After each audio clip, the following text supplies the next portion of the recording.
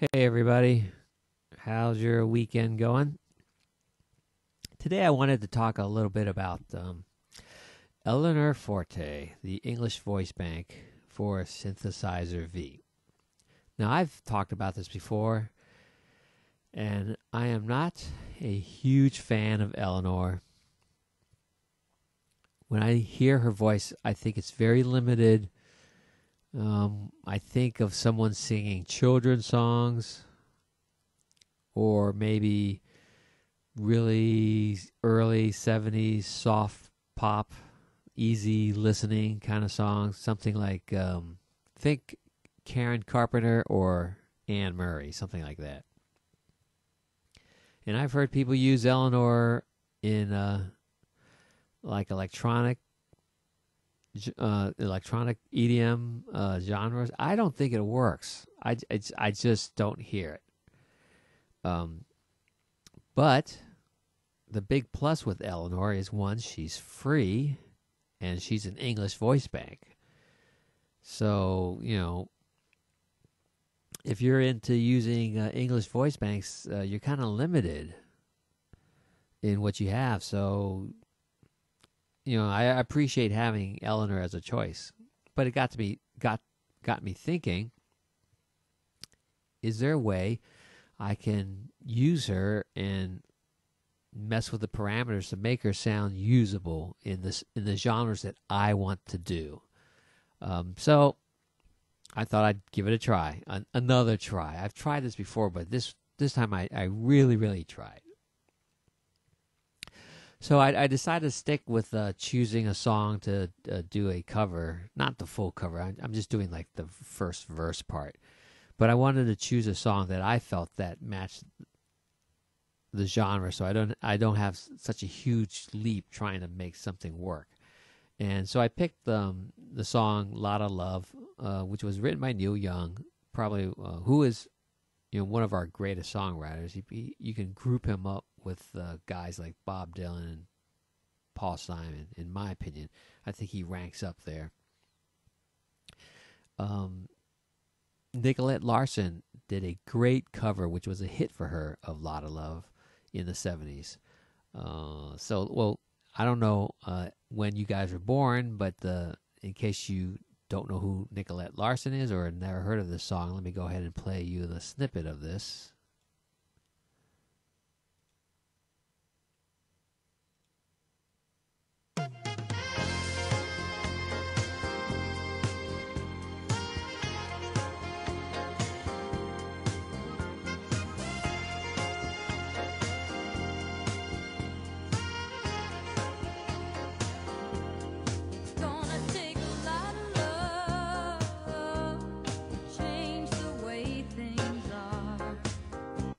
Okay, so that's the song, right?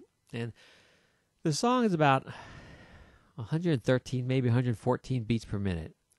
The trick about using or trying to cover songs that were recorded back in the 70s is, back then they just had studio musicians and they just played on the track. They didn't play against a click track, so the tempo would always vary. So you're never going to be able to match it up completely, because the beats might be matching in the early part, but by the end of the song it's way off. But what I like to do is I like to import the actual song and use that as a reference, and you can see I've titled it "Reference" right here.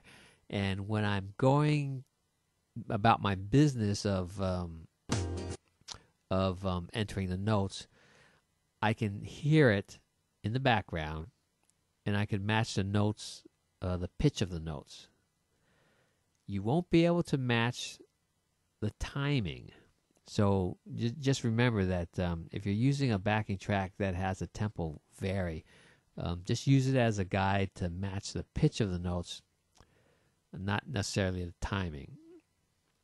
But in the beginning, it kind of matches up. And let me play you both of them, what I've done against the reference track at the same time.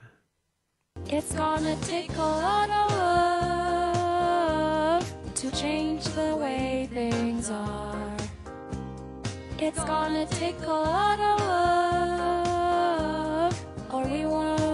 get too far. So if you look in my direction and we don't see eye to eye, my heart needs protection, and so do I.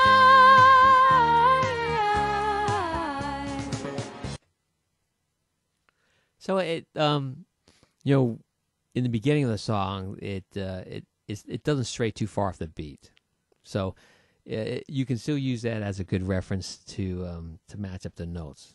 I would not rely on it, as I said before. I would not rely on it to match up the timing.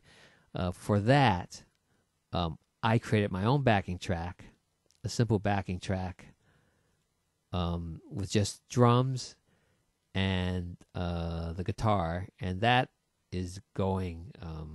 That is played against a click track. Well, I mean, the drum track is the click track, I guess. And you can hear it this way. It's gonna tickle. I forgot my backing track here. Let me say that. Okay, let's try that again. It's gonna take a lot of love to change the way things are.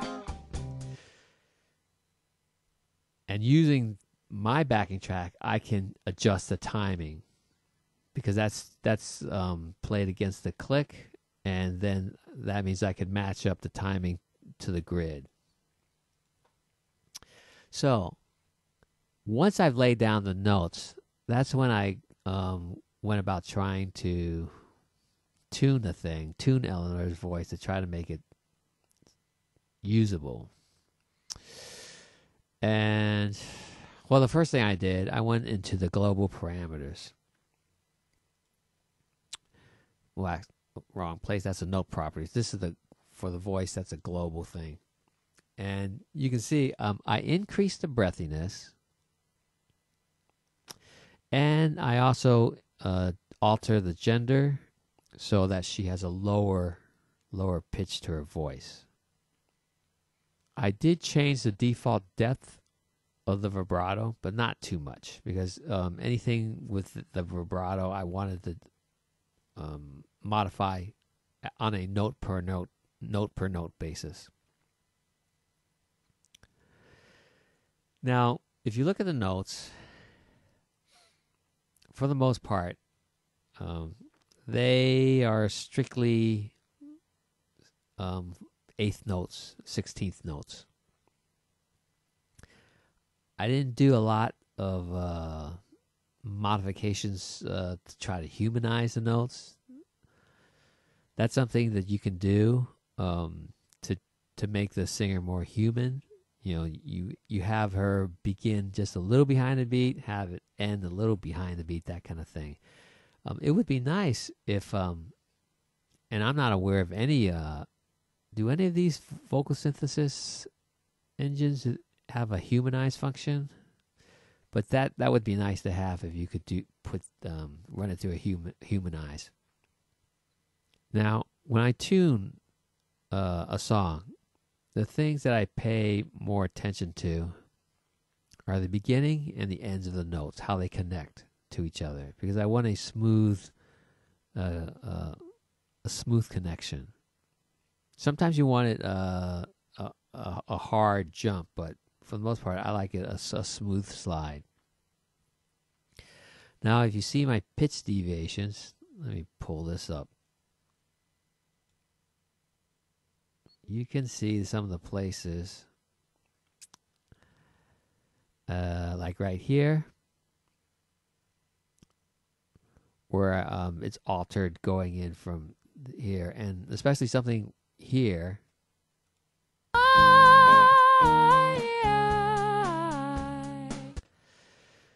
Now, here's the weird part. Now, I could have done this by breaking this up into another note, which is what I did here. You can see the syllables are broken up. But for this one, I left it one long note, and then I drew the pitch curve. And the reason why I did that, because sometimes you want it a smoother kind of a dip. one weird thing I noticed is that it doesn't keep the I sound. It goes I, and I have no idea why. I tried this with just one long note, and it did the same thing. As soon as I start changing the pitch, instead of just going I, it goes I, and I have no idea how to change that. Because you can see the original singer, how she sings it.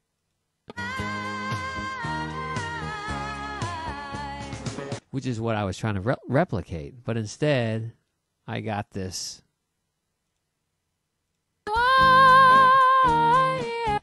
It goes to I-E, the E sound. And I don't know if anybody has any ideas how I can force it. Because I have no idea. Let's go through here. Is that the, oh yeah, that was the, so I only did the first verse part.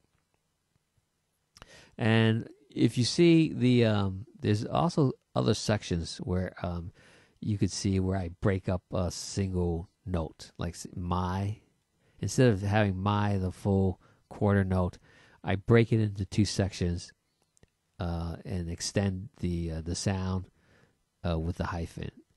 Again, this is one of those things where I could have just left it one long note and then drawn a pitch curve to lower it, to slide it in. Or I could have gone into the note properties and changed the, where am I? The pitch transition. And you can see the, I could have just slid the curve here. My heart. Which is too much. And I could have just adjusted it as much as I wanted to. Sometimes I'll do that, but usually what I'll do, my preferred way of adjusting the pitch transition, is to break up a note into another section and just have it lower the pitch that way. And of course, the other way is also to draw in the pitch transition, adjust it that way. You always have those three options. My first way to do it would be to break up the notes into two notes and then lower the second part of the note to the pitch that I want. The other thing that I like to do, it's really important when you want to humanize the singing, is to adjust the loudness. And you could see I've done that in several places where I want the voice to tail off in volume at the end. And you can see it here and here.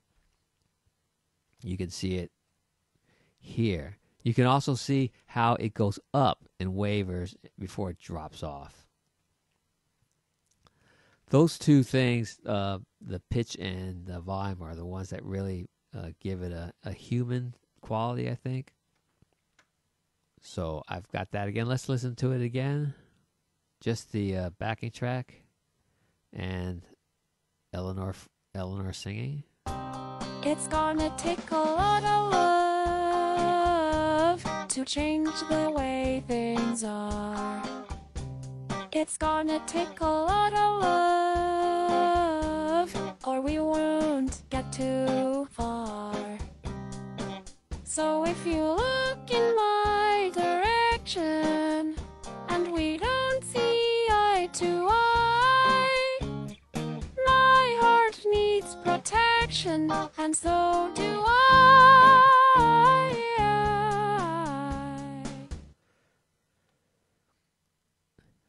And you've also seen that in some cases, I will break up the syllable and have the pitch go up at the end, like right here.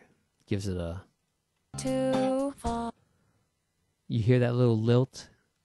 Too far. That's another thing that I do sometimes. As for vibrato, it's always good to have a little bit, and I always adjust it, especially with the long notes, because I think by default, and I could have changed the defaults here, sometimes it's a little too strong, so I will lower it. For short words, where it normally won't have vibrato, I will put some in, and you can see it here. Too. You You hear that little, just a little waver. Same thing with here and my. You hear that little waver in that voice. Otherwise, it's very flat, and to me, that's not natural. Anyway, next step, I dumped it out. Let's listen to it in the context of a mix. Okay, everybody, we're back, and I've got Studio One up on my screen. I've imported the Eleanor Forte singing track against my simple drums and a simple guitar track, and I've added, with all the tracks here, I've added some compression, a little bit of EQ, and reverb and delay. And let's give it a listen to see how Eleanor's voice sounds within the context of a whole mix. Well, actually, not a whole mix. It's just a simple backing track. But, well, anyway, let's take a listen.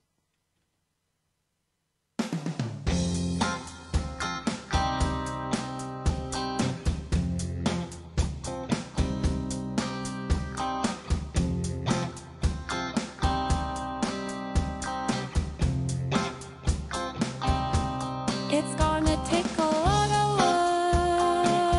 love to change the way things are. It's gonna take a lot of love, or we won't get too far. So if you look in my direction and we don't see eye to eye, my heart needs protection, and so do I.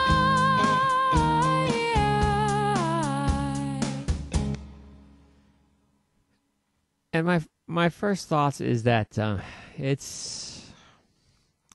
still needs a lot of work, and I don't know if I'll ever can be able to get it to a point where I'm happy with how it sounds.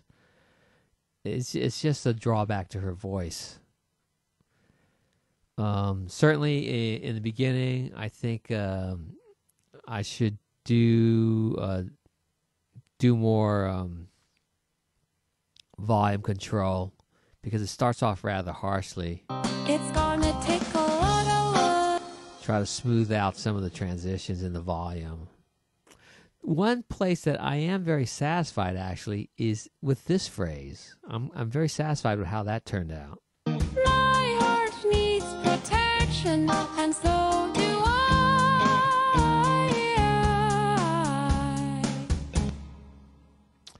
So there you have it in a nutshell. Eleanor Forte. I'm still up in the air about how to use her, but this is one attempt, and I may still continue trying to find a way to make her work to my satisfaction in these kinds of genres. Anyway, I hope that you found this useful. Maybe it helps you in using Eleanor in your own works. But yeah, if you have any questions, just leave a comment below. See you next time.